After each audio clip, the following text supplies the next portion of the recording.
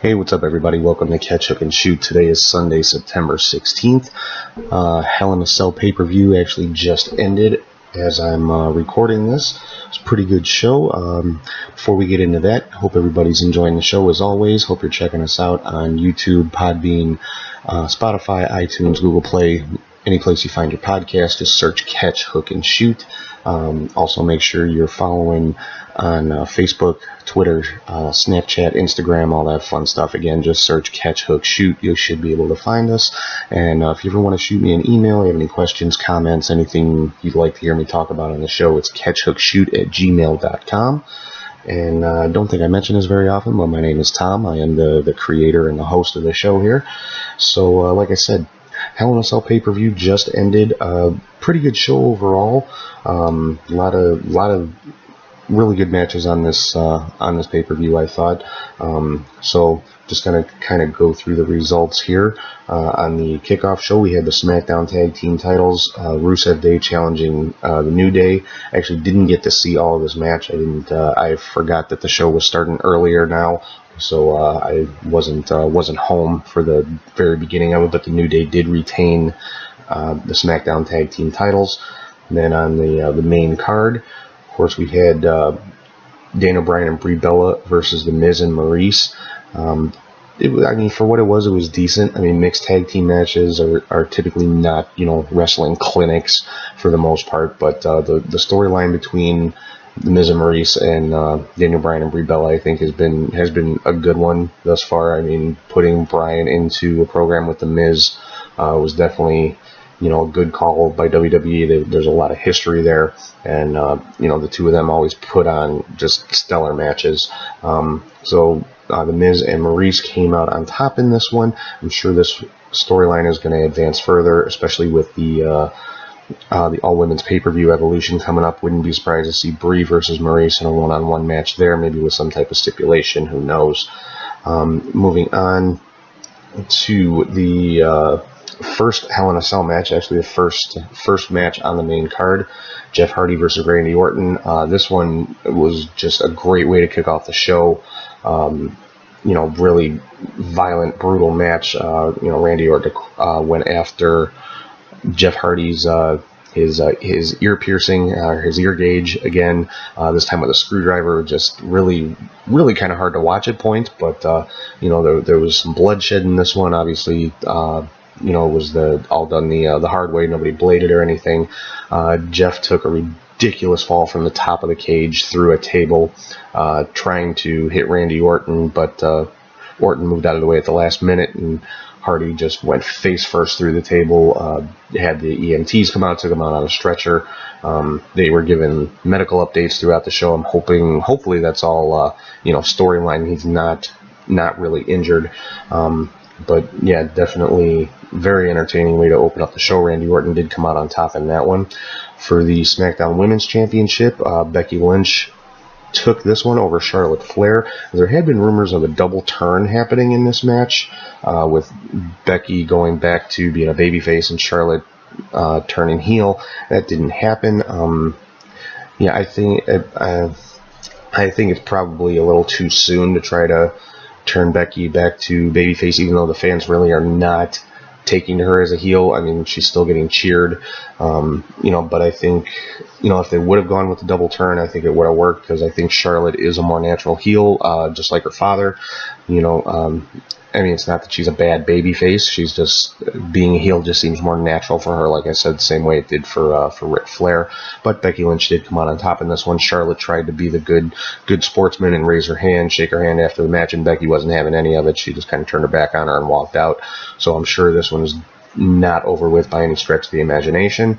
I'm just curious to see where they're going to go with it, because, as I've said couple times on the show over the past few weeks, there are rumors going around that they are going to be setting up the 4 Horsewomen versus 4 Horsewomen match that the people have been clamoring for.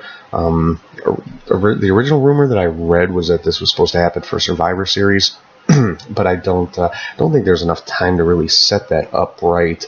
So I think it may be a little bit slower build. You may see the seeds of it being planted at the all-women's pay-per-view coming up next month, and then you may see it play out more towards like Royal Rumble, or maybe even not till next WrestleMania. I guess it really depends on when they feel that the last 2 MMA horsewomen who are now in NXT, I guess it's when the higher ups feel they're ready for TV and to be pushed to that into that spotlight. So we'll have to see how that one plays out. For the Raw Tag Team titles, we had Rollins and Ambrose against Dolph Ziggler and Drew McIntyre. Ziggler and McIntyre retained the titles. This was pretty much what I would say was the match of the night.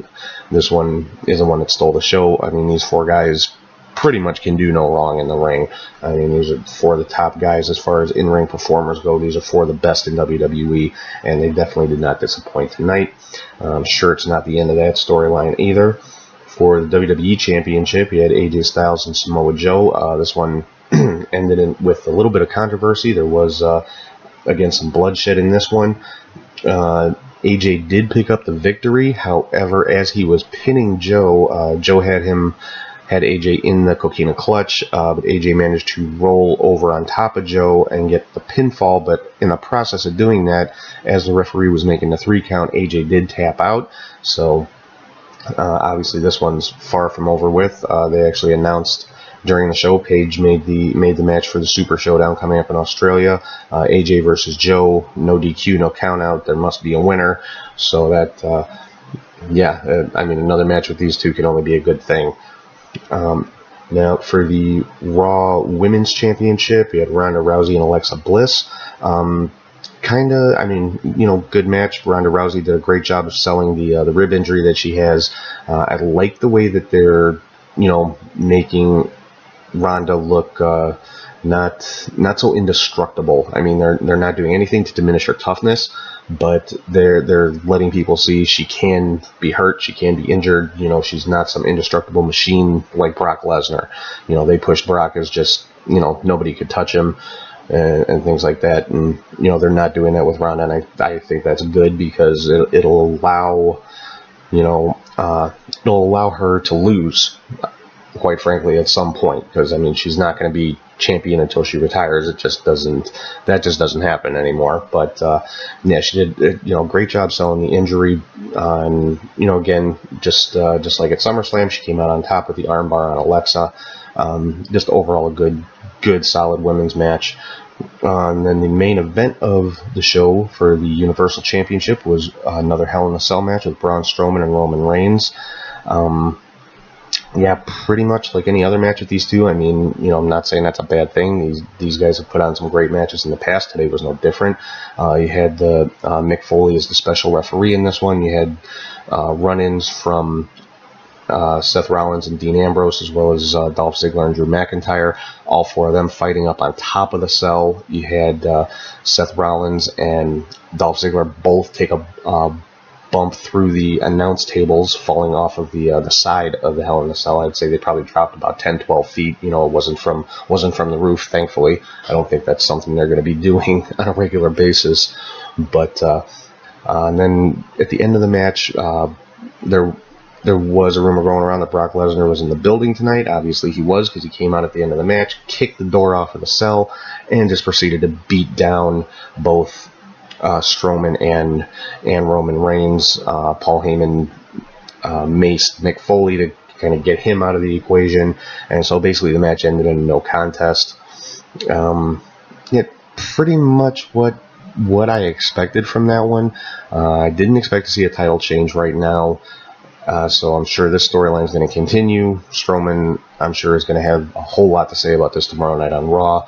How he kind of got screwed out of his cash-in, because this is what it was. It was his cash-in for his Money in the Bank, and Brock Lesnar kind of screwed him out of it. So you may see storyline develop between Strowman and Brock, but then again, who knows how much Brock's going to be around, because he's supposedly training for his return to the UFC. So not really sure where they're going to go with this one, or why they felt the need to involve Brock in it rather than just having a clean finish to the match.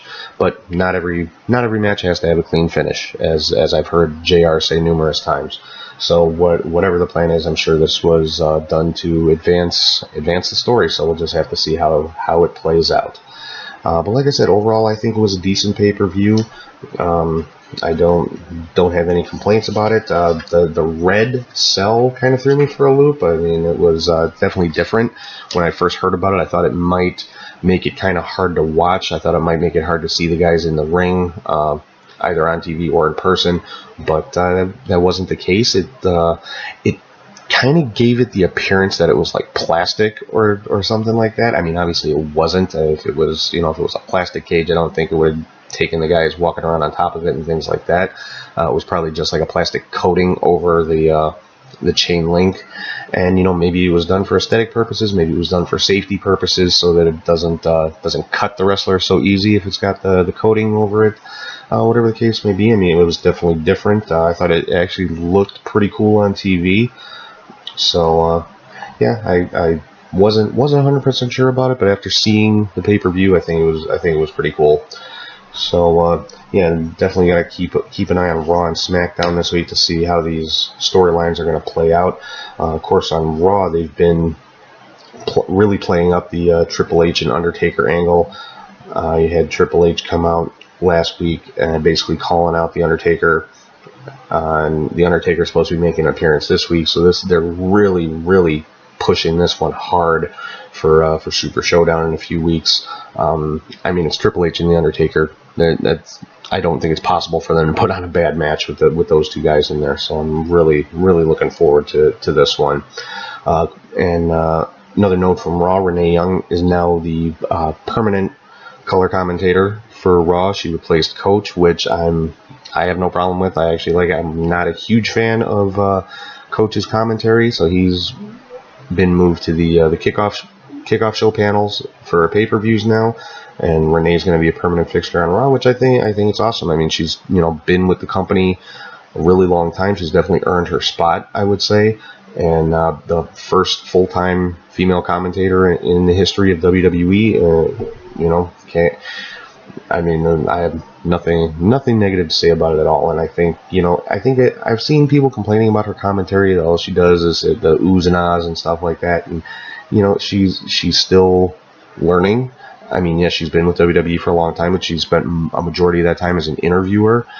She did a little bit of commentary with NXT, but she has not been a full-time commentator before, so she's still getting her feet wet, still learning the ropes. And I mean, with a 3-person commentary booth, it's gotta, I'm sure that presents its own set of challenges in and of itself, just having 3 people try, basically sharing the microphone. So, but I definitely think she's gonna find her groove pretty quickly, and I see no reason why she wouldn't turn into a really good commentator for Monday Night Raw. Another interesting note on Raw: the Authors of Pain, of course, have a new manager in Drake Maverick, and they seem to be building them and pushing them kind of the same way they did Braun Strowman when he first branched out on his own, when they broke him away from the Wyatt family, just by feeding him enhancement talent and having him in squash matches and things like that. They're doing exactly the same thing with the Authors of Pain right now, and I can see them pushing them kind of in the same direction, just kind of feeding them team after team after team for a few months, and just pushing them right to the top of the tag team division, which I think is needed right now. The WWE has kind of gotten away from tag team wrestling, I guess, in the last few months to a year. It hasn't been so much emphasis put on all the great tag teams that they have, which they do have quite a few. But if you look at the Raw Tag Team Champions right now, it's kind of a team that was just kind of thrown together at some point. So it'll be nice to see a legit full-time tag team get pushed up to the top of the ladder, hopefully. And one last note from Raw: we saw Bobby Lashley last week get approached by Lio Rush. Apparently WWE is going to start using more managers, according to the rumors anyway. And it looks like Lio Rush is making a push to be Bobby Lashley's new manager, or hype man, or whatever you want to call him. But I mean, I like Lio Rush. He does great in-ring work. I'm not so sure about using him as a manager. I mean, the guy is a phenomenal athlete. He's a great wrestler. You know, if anybody watches 205 Live, which I really hope you do, he's spectacular. He's one of the best guys on the show, and that's saying a lot. But I like the idea of using more managers. I don't think there's enough managers anymore. I mean, really the only one out there is Paul Heyman, and that's really about it. And now Drake Maverick with the Authors of Pain, and it looks like we're going to be seeing Leo Rush managing somebody, if not Bobby Lashley. I'm sure he'll end up with somebody against Bobby Lashley. So we'll see how that one plays out. Another note before I get into SmackDown here, it looks like Matt Hardy officially announced his retirement. He basically said he's fulfilled all of his house show commitments and everything, and it's time for him to go home and be a husband and a father to his family. So you know, hopefully, I mean, if he is officially retired, hopefully he still, you know, remains with WWE in some capacity and creative or something along those lines, because he would definitely be a great addition to their creative team. And another interesting note, William Regal apparently was at Pro Wrestling Guerrilla event over the weekend. I would venture to say probably doing some scouting. Of course, NXT has gotten in the I don't want to say the habit, but they've really kind of been keeping their ear to the ground as far as who the top people in the indies are, and signing some really, really great independent talent and bringing them up through the ranks of NXT and eventually up to the either Raw or SmackDown. So we'll have to see. It could be seeing some new faces in NXT sometime soon, hopefully. Moving on to SmackDown.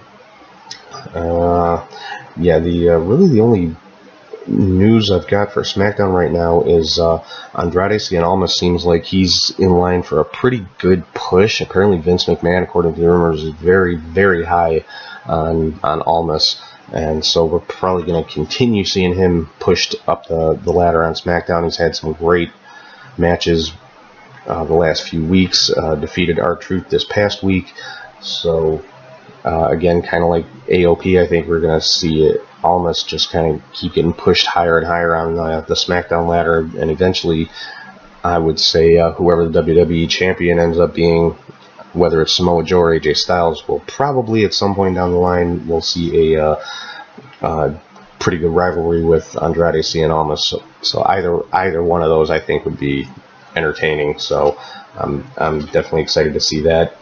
NXT this past week, the main event was Nikki Cross and Bianca Belair. Ended in a double countout, so Bianca Belair keeps her undefeated streak alive, and Nikki Cross still came out looking strong and crazy as usual. She, I would say right now, is if not the top female wrestler in NXT, she's definitely my favorite. I'm talking about Nikki Cross.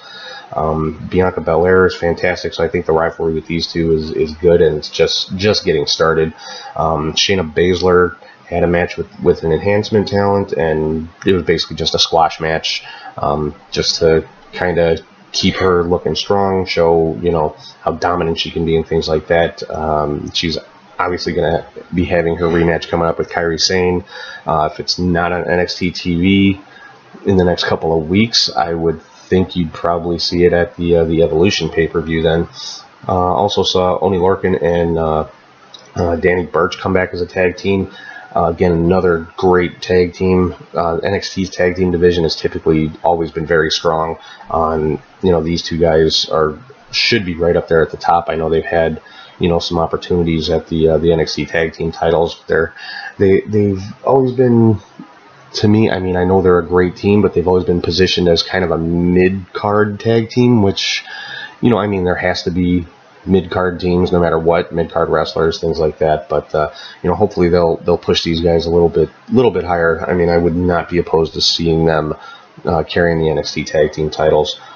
And coming up next week on NXT, a match that I'm really looking forward to seeing is Ricochet versus Pete Dunne in a title versus title match. The North American title versus the UK title, both belts on the line.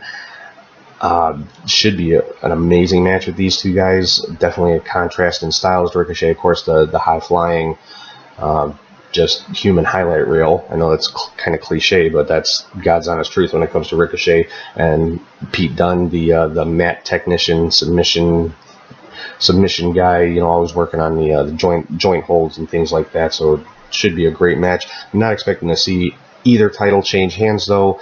More than likely, I think we're going to see the Undisputed Era get involved in some way in this match because Adam Cole wants his hands on both of those titles. So I'm looking for this one to end up like a disqualification or no contest, something like that. But the match itself should be fantastic.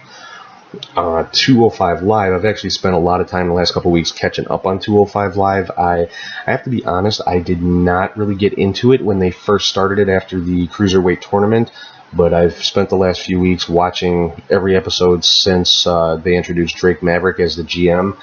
And I've got to say, if you're not checking out 205 Live, you need to, especially if you're a fan of wrestling, like the in-ring product. NXT and 205 Live are the two best wrestling shows that WWE puts out right now. And that, you know, I'm not saying Raw and SmackDown are bad or anything like that, because they're not, but Raw and SmackDown are more, that's the entertainment side of WWE with, you know, some wrestling kind of sprinkled in, but it's more, Raw and SmackDown are more about advancing the storylines and the entertainment aspect of it, and NXT and 205 Live are the wrestling shows. And so if you are a wrestling fan, yeah, you owe it to yourself to at least check out both of those shows. And next week, I guess WWE's announced 205 Live is moving to Wednesdays instead of Tuesdays, so it's going to be on before NXT, which I think is good. I mean, you know, I don't know how many viewers 205 Live was getting, like, right after SmackDown, you know, trying to get people to switch to the network. This way it's on right before NXT, you know, so you can watch your 205 Live and go right into NXT, and for the next few weeks from NXT right into the Mae Young Classic. So, which is, you know, I'm very impressed with what I've seen so far on the Mae Young Classic. The first couple of shows have been great. First, 4 matches they've shown so far. You know, all these women are phenomenal athletes.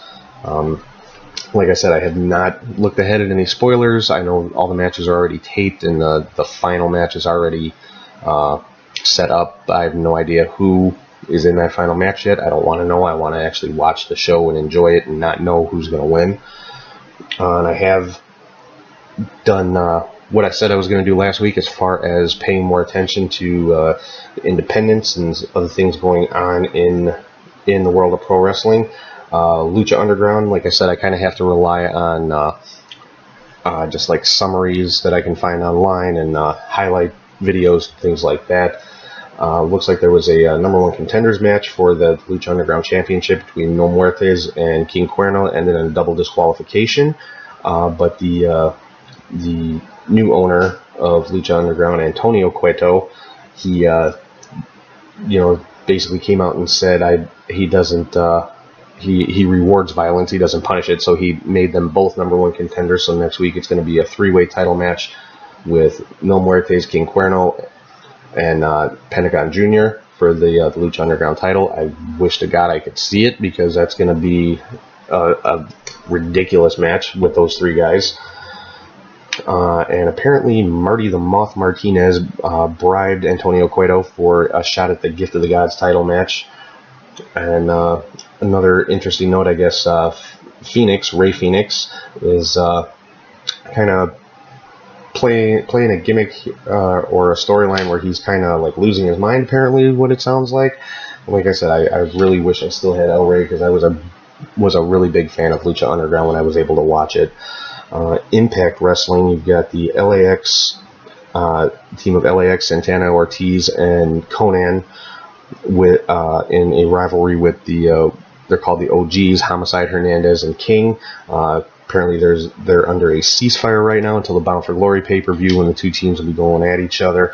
Yeah, I've watched this rivalry kind of growing over the last few weeks since King brought back Homicide and Hernandez and turned on Conan.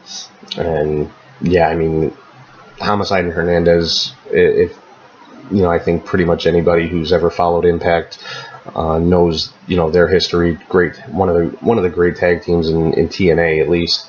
And you know, Santana and Ortiz, another great team. I would expect these two to have just a phenomenal, violent match between these two teams. So I may actually have to get the Bound for Glory pay-per-view just to check out that match. Main event on Impact this week was Austin Aries defending the Impact title against Fallah Bahh. This match was actually better than I expected it to be. Fallah Bahh made a really good showing for himself. He and Aries both, they made each other look very good.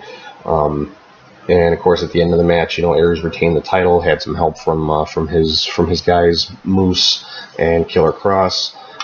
At the end of the match, beat down Fallah Bahh and KM.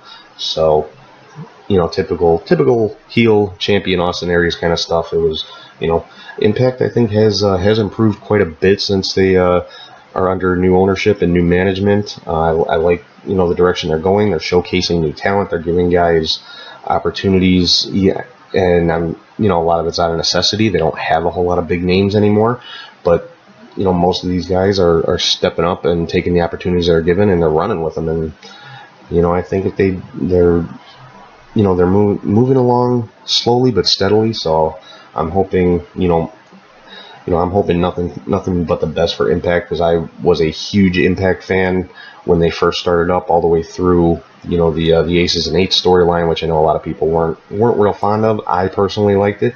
So I'm hoping they can get back to the level that they were at, because they never competed with WWE, let's be honest, but they were moving in a direction where they might have been able to one day, and then things just kind of fell apart, it seemed. So I'm hoping they're moving in that right direction again. I don't know if they'll ever get to that level where you could say they're competition for WWE. I seriously doubt it. I don't think anyone ever will, just because of the sheer size of the WWE, but they're definitely a viable alternative. Moving on to MLW, I had a chance to check out their War Games episode, and I loved it. I mean, I've always been a huge fan of the War Games match. Kind of like with NXT, they did not have a top on the cage, and I think that's more for to allow for high spots in the match. But they did use the classic War Games rules, submission, surrender, no pinfalls, things like that. Teams were Tommy Dreamer, John Hennigan, Shane Strickland, Cotto Brazil, and Barrington Hughes versus Sami Callihan, Jimmy Havoc, Abyss, and the Death Machines.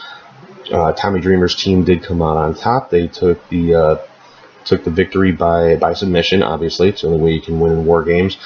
Shane Strickland actually didn't get involved in the match. He got attacked while he was on his way to the ring and wasn't able to get in. So I don't know if he was injured previously and that's why they kept him out of it, or exactly what happened, but he did. So it ended up as actually a 5-on-4 match, but Tommy Dreamer's team still came out on top. Some other news from MLW. I was reading that Brian Pillman Jr. just signed a 3-year deal with MLW. He's going to potentially be going to the New Japan Dojo to continue his training and get some more experience. But I've seen a little bit of Brian Pillman Jr.'s work, and he is a spitting image of his father, and if he's got even half of the talent of his father, he's going to become a great professional wrestler. So I'm really looking forward to seeing where his career is going to go.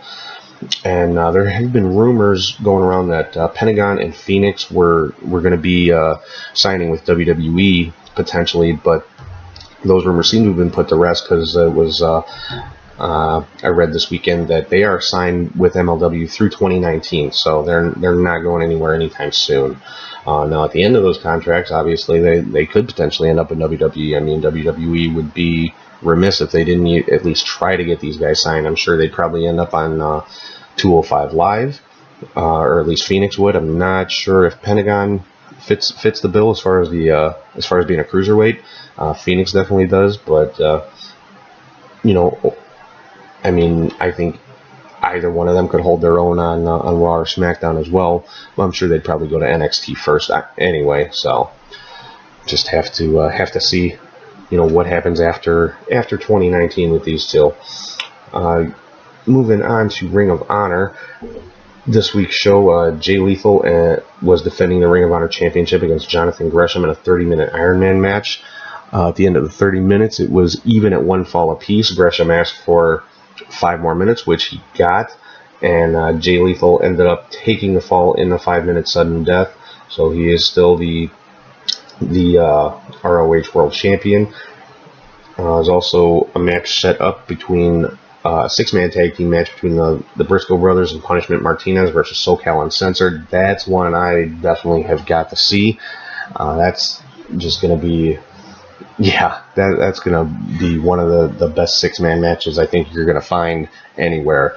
And I like the fact that Ring of Honor actually has a six-man tag team championship. It's the first major American promotion to have one since WCW kind of phased theirs out many years ago.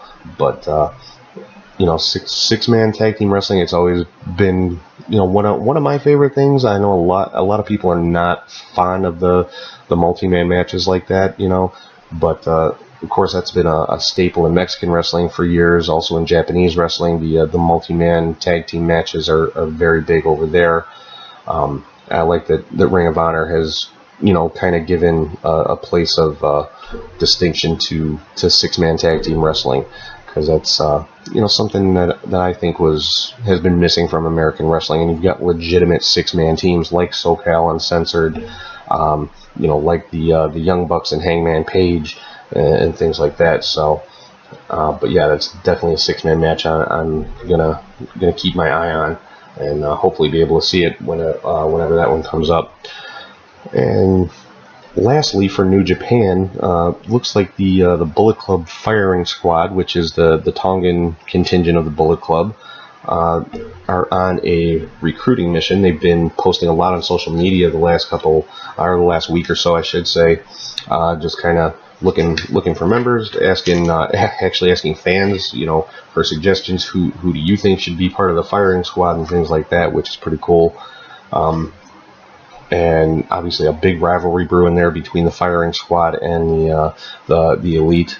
So hopefully, again, that's something I want to see when it finally comes to a head with these guys. So that's all I've got for this week. Hope everybody enjoyed their weekend. Hope everybody got a chance to see Hell in a Cell. If not, make sure you watch the replay. It was a very good pay-per-view. The ending to me could have been better, the ending of the main event, but I'm not on the creative team, so I'm sure there's some kind of plan in place as for where they're going to go with this and what Brock Lesnar's involvement is going to be going forward. So again, hope everybody is enjoying the show. Remember, find the show on Podbean, YouTube, Spotify, iTunes, Google Play, any place you find your podcast. Search Catch, Hook, and Shoot. Make sure you're following on social media on Facebook, Twitter, Instagram, and Snapchat. Just search Catch, Hook, Shoot. And if you want to shoot me an email, you have questions, comments, anything like that, it's catchhookshoot@gmail.com. And I'm going to sign off for right now. Hope everybody has a good week, and I will talk to you guys soon.